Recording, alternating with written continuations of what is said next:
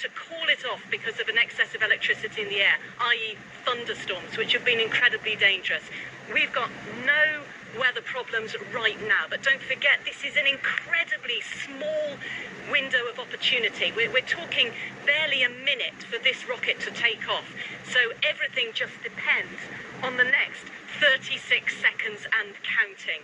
And what those two astronauts must be thinking, I don't know. We know they've trained for this. They're incredibly calm. They were calm when they had to leave the spaceship just on Wednesday. They were very philosophical about it. But we're now down to 19 seconds, and I think we should just watch and wait what happens, because the countdown is now well underway.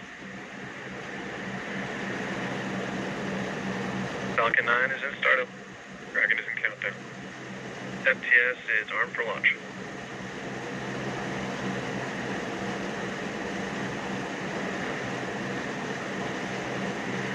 10, 9, 8, 7, 6, 5, 4, 3, 2, 1, 0.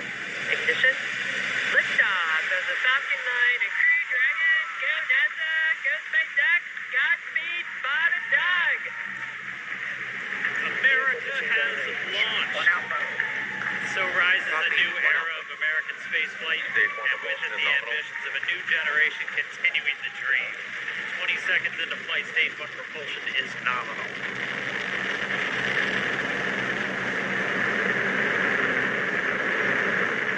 Plus 30 seconds into this historic mission. Flying crew on board Dragon and Falcon 9, and look at them go. Falcon power telemetry nominal. M1D throttle down.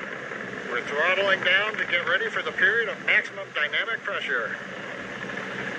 We're in the throttle bucket. Reports say all systems are go. Vehicle is supersonic. We've exceeded Mach 1 on the Falcon 9. M1D throttle up. We're throttling back up to full power as we're through max Q. Copy, 1 Bravo.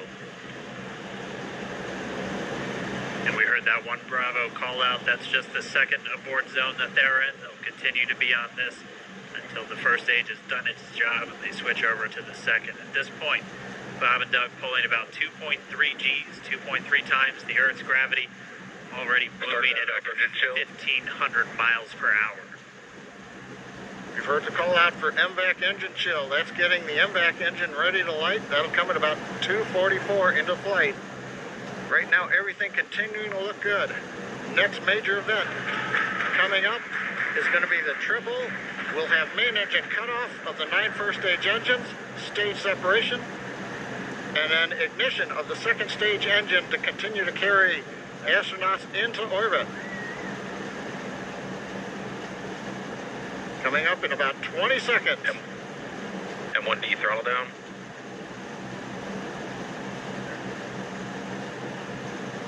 We heard we're throttling down the Merlin engines on the first stage.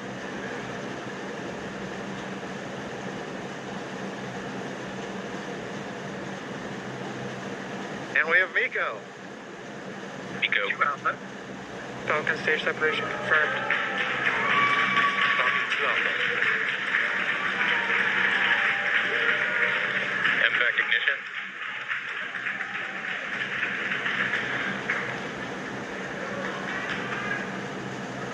All right, we have stage separation confirmed. The first stage beginning its flight back.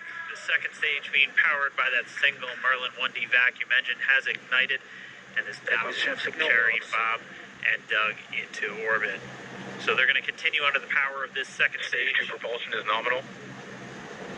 Which will cut off at SECO, or second engine cut off, at about 8 minutes and 44 seconds into today's flight. So a little over 5 minutes to go still on this second stage. You heard the call out to Alpha, so they're now in the longest abort zone that carries them all the way from about North Carolina up the eastern seaboard, almost to Canada. Things looking good though, getting good call outs, nominal propulsion on that second stage. Bob and Doug continuing to make their way into orbit.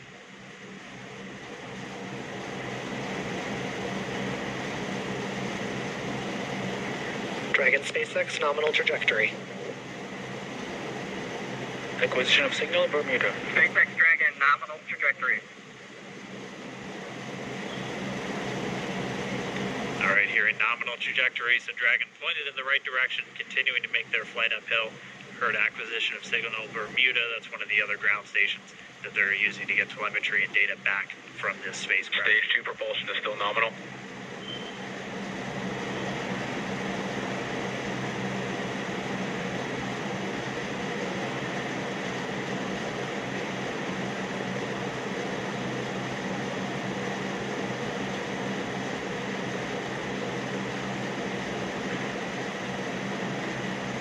Well, there were grins all round when we watched that launch. Let's speak to Jane O'Brien, who had the view from the ground. Jane, describe what it was like. That was incredible. I have never seen anything like it. I mean, the suspense, the build-up, and then to actually see, hear, and feel it take off. My whole body was vibrating with the sound. Absolutely incredible. You could actually feel it through your entire skeleton. It was extraordinary. And then to see that bright light just suddenly exploding and moving upwards, I really have never seen anything like it. What an incredible privilege. And for those two men on board, what a privilege for them and for SpaceX and for NASA to be able to pull this thing off in spite of all the weather problems that they've had. I think this is just absolutely tremendous. A day in history for America and the world. Laura Forchick and Libby Jackson are still with us. Laura, it has to be said, as much as it's exciting, there's a moment of anxiety too, isn't there, for everyone watching this?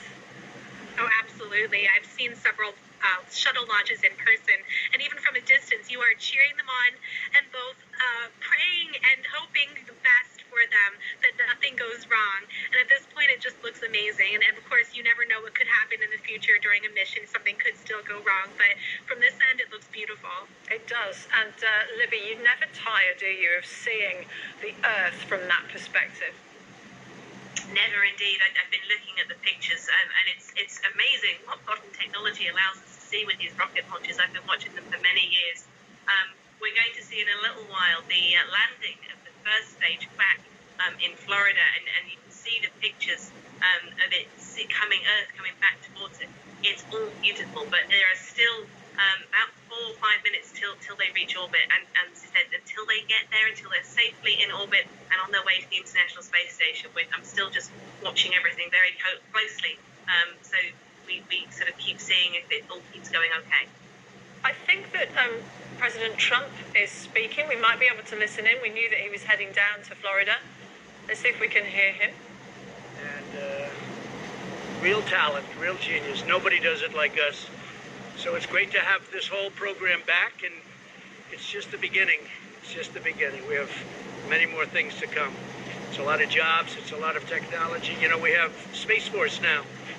And thank you very much for being here. General, we appreciate it very much. Number one, you know, one of the things we've done is created the Space Force. First program in, if you look, I guess it's 74 years now. It was 72 and now it's 74. And time flies. But since the Air Force, so we have a major branch of the military, Joint Chiefs of Staff, everything full honors. It's called the Space Force. We did that during the Trump administration. Mike Pence was so helpful. Everybody here was helpful, frankly. We needed lots of votes, and we got them. And really, it wasn't that hard once we started explaining what it's all about. But space will be one of the most important things we've ever done. I think so. I think space will be one of the most important. I put it up there with 280 federal judges, 2 Supreme Court judges. I think space will be one of the most important things we've ever done. So we'll see how it all works out. Thank you very much, everybody. I'll see you in a second.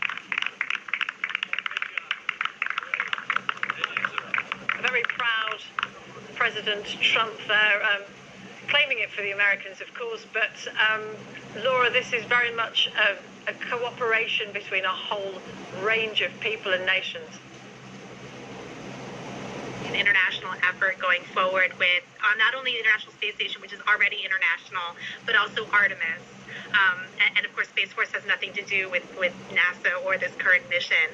But SpaceX, being a commercial company, they intend to launch commercial astronauts as well as private astronauts from other countries.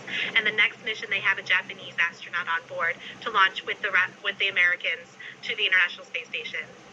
Libby, just how new and different is this particular spaceship design? Because things have moved on a bit since the last one, 39 years ago, haven't they? Indeed, the last brand new human spacecraft we saw head into space with the space shuttle, that was designed back in the end of the 60s and mostly through the 70s.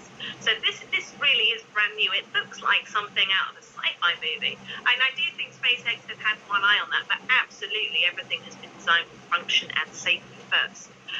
From the 3D printed helmets through the touch screens in the modules, brand new spacesuits, everything's new. Everything's being put through its paces today. It is a demonstration flight to check it all out to make sure it works well. So far it looks good, but it really is a new era of space travel. But of course, they still get to practice, or have to practice, don't they, Laura? Manual flying. They actually take control of this.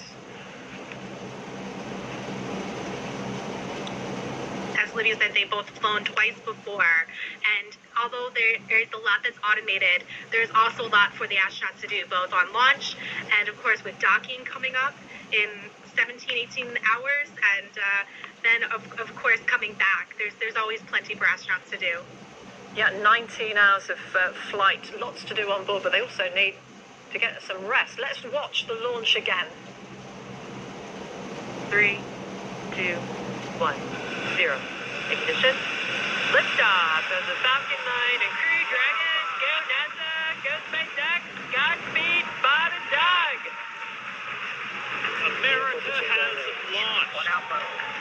So rises a new era of American spaceflight, and with it the ambitions of a new generation continuing the dream. 20 seconds into flight, stage 1 propulsion is nominal.